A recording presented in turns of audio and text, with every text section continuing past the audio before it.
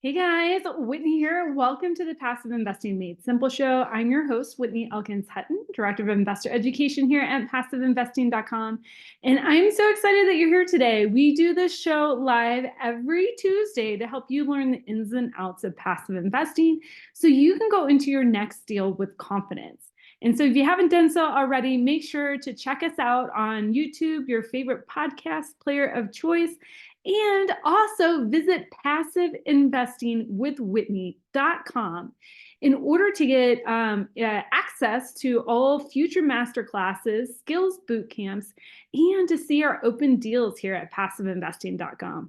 Again, that is passiveinvestingwithwhitney.com. That is the only place you can get my free ebook and checklist to help you get started in this realm of passive real estate investing.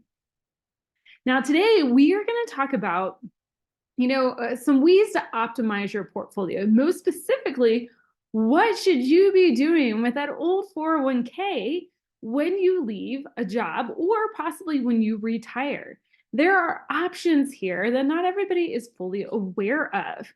So I am not a financial advisor, accountant, or a legal advisor. These are just helping you think through the various options that you might have available to you. And so you can take this education back to your investing team before making any sort of investing decision. So if you're not familiar with who I am, before we launch into today's topic, again, my name is Whitney Elkins-Hutton. I'm the Director of Investor Education here at PassiveInvesting.com. And this is me and my crazy crew here pictured. This is the whole reason why I invest in passive real estate. And so we can have more time together as a family, travel, have amazing experiences with each other, and also so I can create the impact in the world, which is what I love doing, is educating people like yourself to learn the ins and outs of passive investing and to build your fortified financial foundation. Now, my journey started off in 2002 as a live-in flipper and house hacker. Got really good at building up backup equity, really bad at cash flow. And, the tides changed for me like around 2015, 2016, when I started scaling a single family rental portfolio.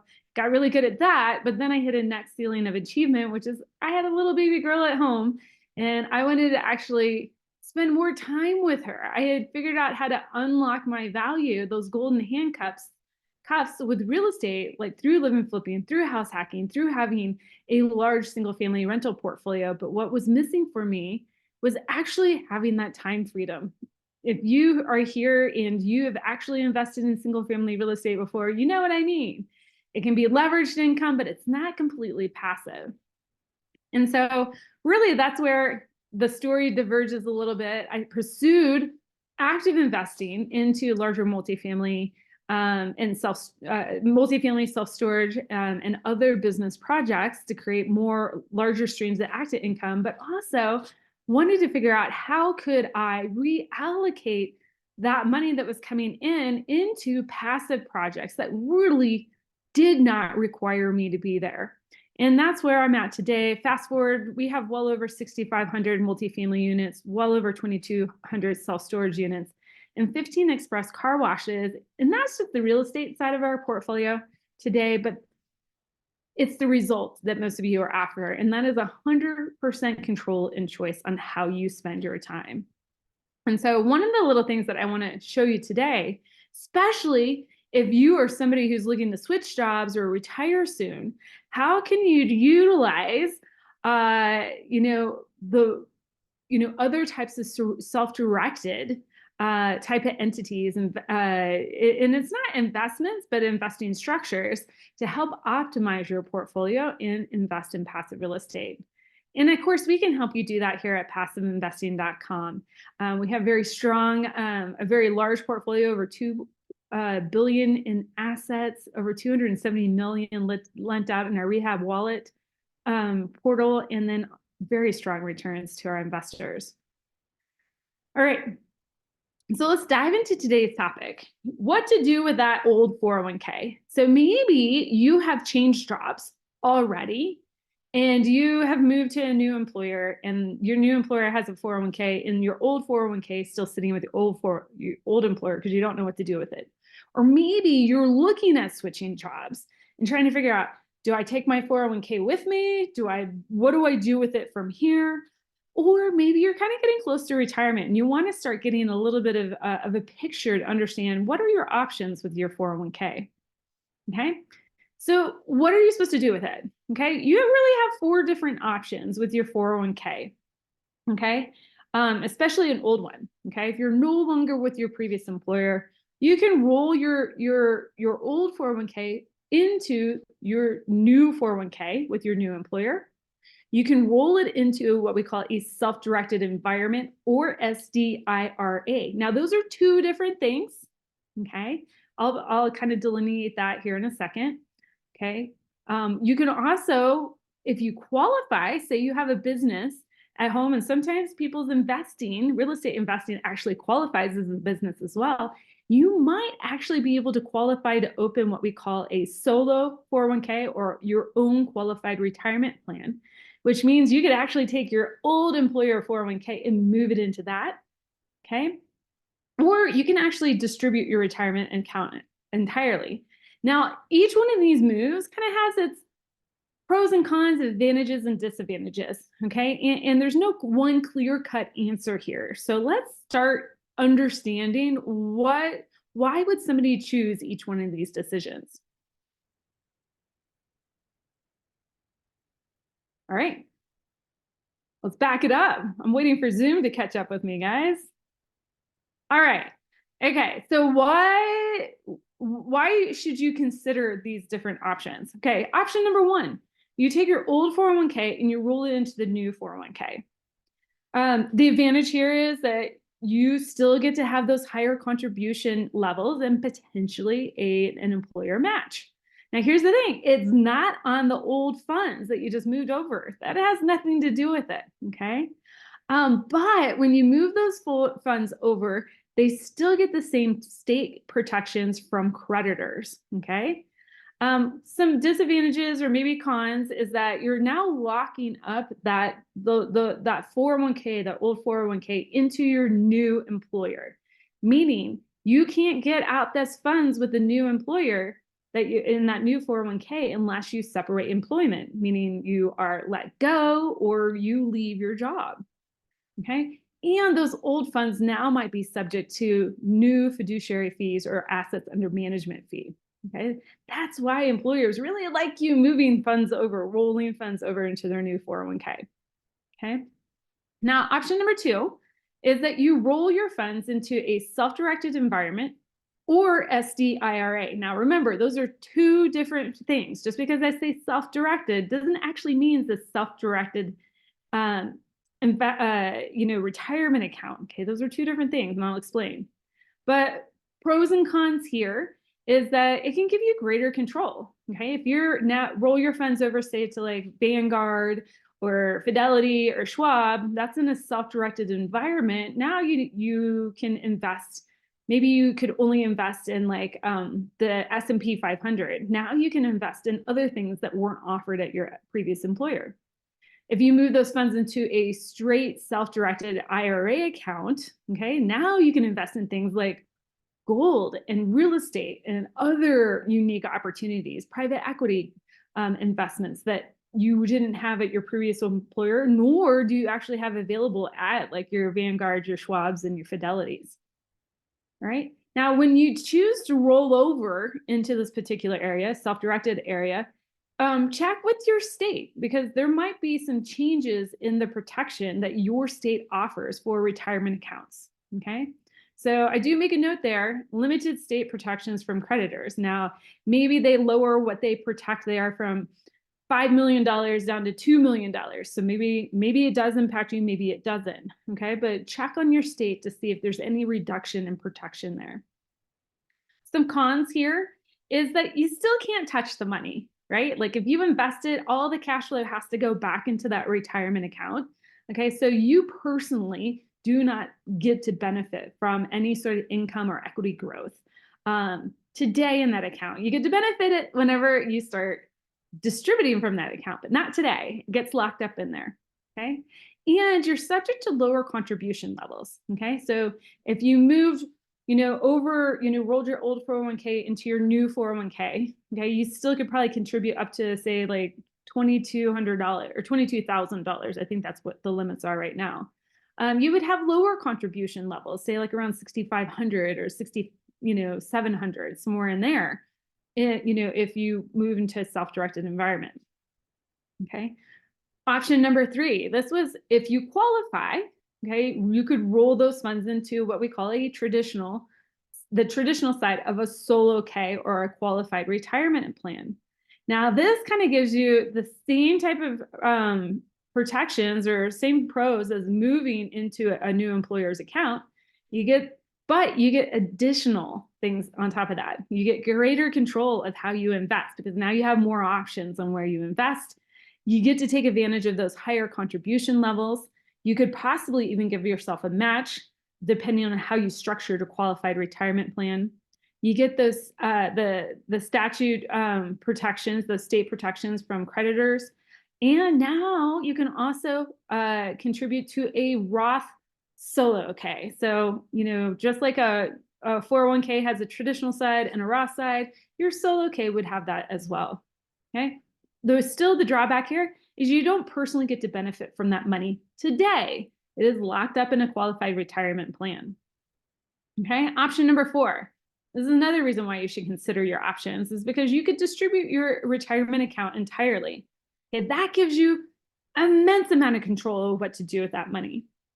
You need to know, though, is that now you're going to probably have a possible tax and penalty consequence by doing that, especially if it's in a pre-taxed environment. And now that money is moving into your personal name. So all those state protections from creditors go away. It's now, based on however your legal structure is set up. Now, before you execute any of this, you need to talk with the professionals. Who are your accountants? Who's your legal professional?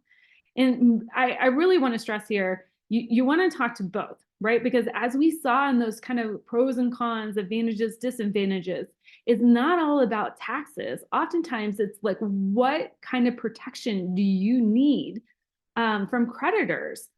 Do you need that particular pool of money to stay locked up in an environment that protects it from creditors and predators? Okay, but most of us are really concerned about the tax side of things. So I really encourage you to read one of my favorite books, Tax-Free Wealth by Tom Wheelwright. We actually will have him on the podcast here next week. But anyways, he helps you understand on how the 5 different points that you need to do here in order to reduce your tax bill. Okay. Now I want to go through these again really quickly because we are talking about 401ks here, and that's actually step number 5. Okay. So there are 4 other steps that you need to take to lower your tax bill before you even consider putting your money in a retirement account. And this might actually impact your decision. Okay. Do you have a business to where if you unlock these funds that you're able to utilize your deductions, one of them being depreciation, to shelter any taxes that you might pay? Okay. That's a unique way in order to reduce your tax bill. Okay. Are you able to convert any, convert the income to like lower tax brackets using entities, using like maybe paying your kids, stuff like that, in order to lower your tax bill? Okay, those are a couple other things that you can do. Could you eliminate some income with tax credits, right? Like if you're going to distribute a 401k, you now have raised your income for the year, but if you unlock those funds and we're able to execute strategies 1 through 4 now, or 1 through 3, now could you qualify for some tax credits that would help eliminate dollar for dollar what you paid in taxes? And then step number 5, do you need to consider partner with an accountant? Model out this entire situation and figure out, okay, what should you be allocating to your qualified retirement accounts, your SDIRAs, your solo 401ks, stuff like that. Okay. Now, which option is best? And that's really not the question we should be asking here. It's actually which option is best for you in your personal situation. So I put some questions up here to kind of help you think through this. So as you're considering those 4 different options, Okay. What kind of diversification do you need outside of stocks, bonds, and mutual funds? Okay. I also like thinking in here, are you wanting more transparency on the various fee structures?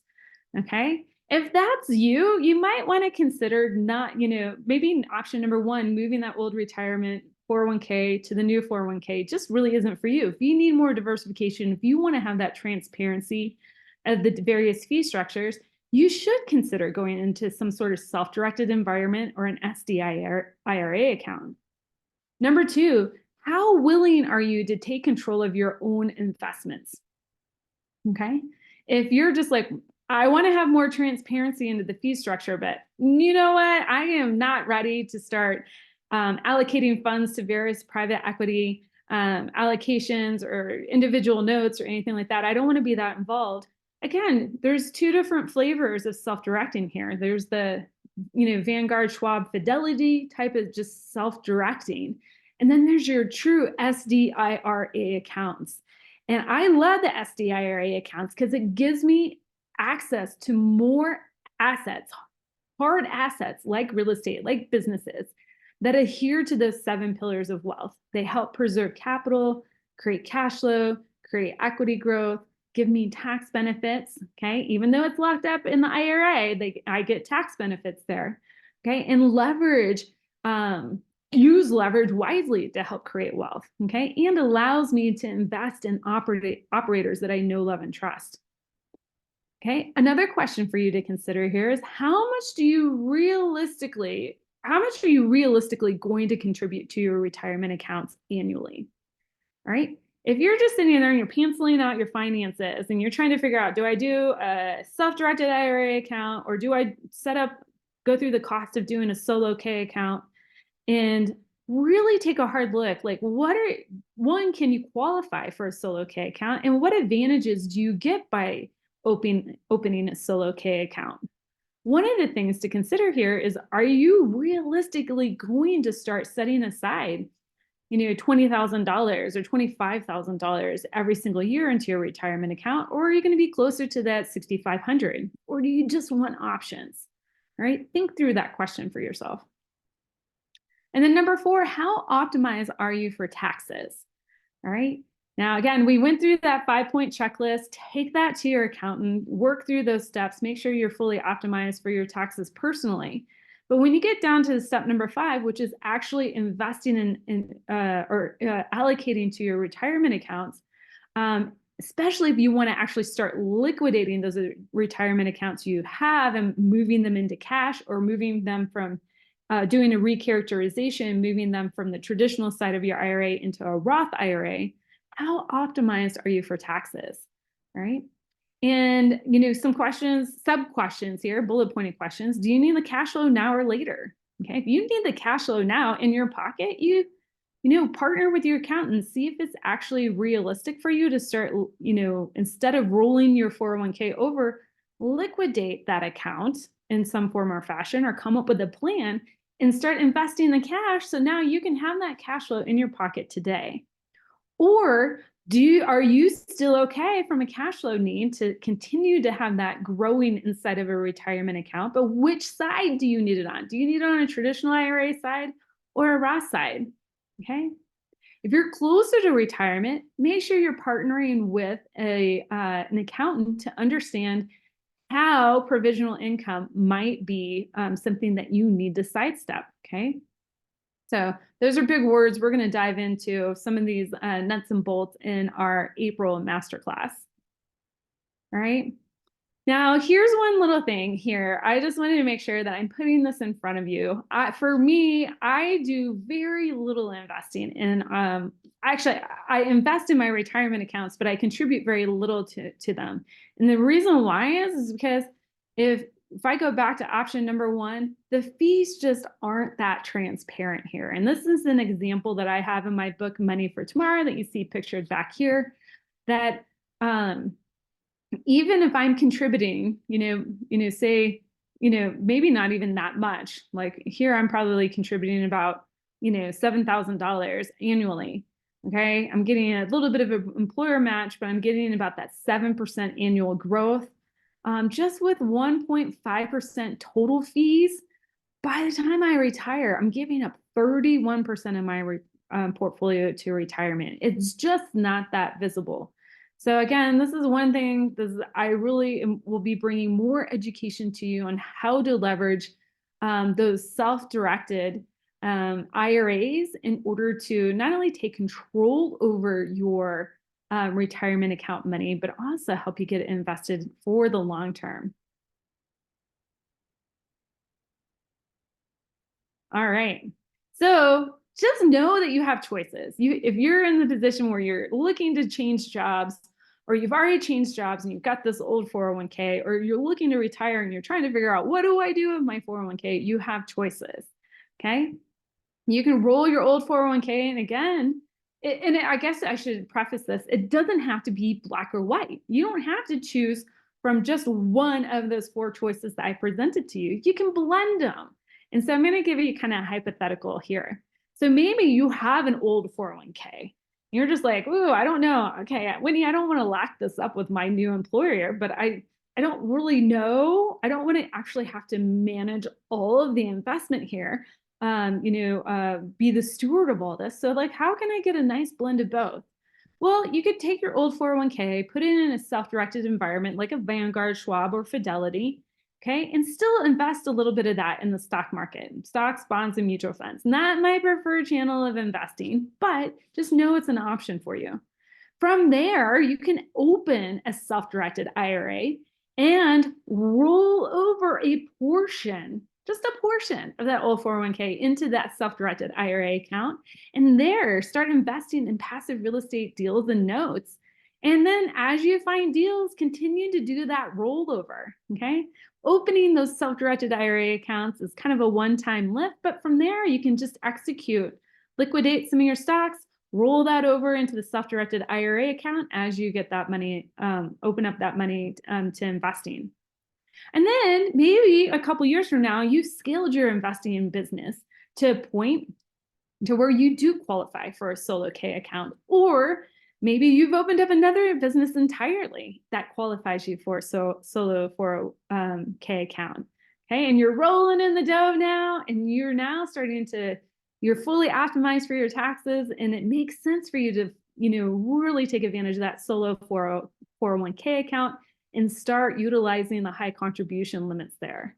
Okay, and then maybe partnering with a tax strategist, a qualified accountant, to help you understand how to use all these losses that you are producing in your passive investing to help you convert things from the traditional side over to the Roth side, or as you near entire retirement, just completely unlock that income, that equity, tax and penalty free. So again, know you have choices here. All right, so I wanted to back it up. If you're interested, I talk more about how to make some of these wealth building shifts in Money for Tomorrow. If you haven't already secured your copy on Bigger Pockets, you can go to biggerpockets.com/money for tomorrow. And you can also find me at passiveinvestingwithwhitney.com. Again, you get access to these free masterclasses, also our boot camps, and you get to see our open deals.